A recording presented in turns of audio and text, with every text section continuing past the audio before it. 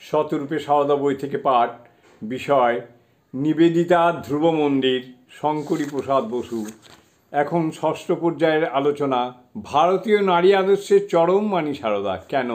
পরবর্তী অংশ। নানা পরিবেশে ও পরিস্থিতিতে নিবেদিতা শ্রীমাকে তাঁর এই আশ্চর্য বুদ্ধি ও বিচক্ষণতার পরিচয় দিতে দেখেছেন।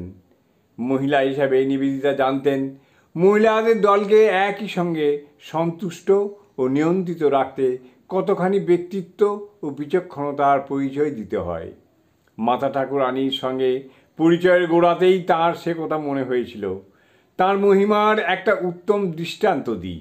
কলকাতায় তিনি যখন থাকেন তখন সদা সর্বদা 14 থেকে 15টি উচ্চবর্ণের হিন্দু মহিলা তাকে ঘিরে থাকেন, যারা রাগারাগি ঝগড়াঝাঁটি করে সকলকে অস্থির করে মারতেন যদি না তিনি তাঁর অপূর্ব বিচক্ষণতা এবং প্রফুল্লতার দ্বারা এদের মধ্যে স্থায়ী শান্তি রক্ষা করে চলতেন।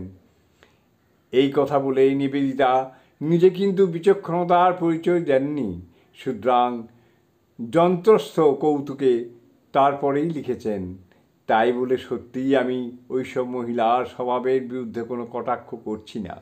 আমি নারী জাতির সাধারণ স্বভাব অনুমান করে এই কথা বলছি। জয় মা।